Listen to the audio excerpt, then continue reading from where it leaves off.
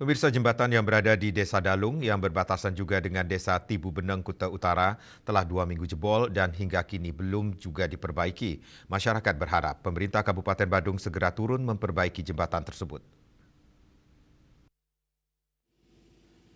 Beginilah kondisi jembatan di Desa Dalung, tepatnya berada di Banjar Pegeding, yang juga menjadi perbatasan Desa Dalung dan Tibu Beneng.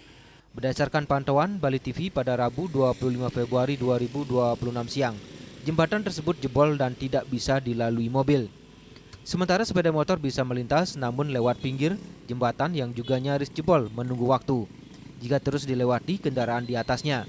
Nengah Swaning, pemilik usaha laundry yang tepat berada di dekat jembatan jebol tersebut, menuturkan jembatan ini telah memberikan tanda-tanda akan jebol sejak 2 bulan lalu melalui retakan kecil yang lama-lama membesar. Tepatnya 2 minggu lalu jembatan tersebut akhirnya jebol jatuh ke sungai, meninggalkan lubang menganga di tengah jalan dengan lebar kurang lebih 2 meter. Jebolnya jembatan tersebut salah satunya disebabkan pengemudi mobil berat yang melintasi jembatan tersebut meski telah dipasang larangan untuk melintas karena jembatan telah mengalami keretakan. Warga juga menuturkan lamanya perbaikan jembatan ini telah membuat 2 pengendara motor mengalami kecelakaan di jembatan putus ini. Warga berharap pemerintah Kabupaten Badung segera memperbaiki jembatan ini. Selain menghambat akses pengendara, juga menghambat aliran air menuju sejumlah subak di sekitar wilayah tersebut. Ampun mau keluar retak nih, ampun sekitar 2 bulanan. Tapi Niko terus tiang yang jalan Niko sampai agak jebol kan. Pun Niko hujan panas, ulung pun Niko jalan nih. Ulung malam.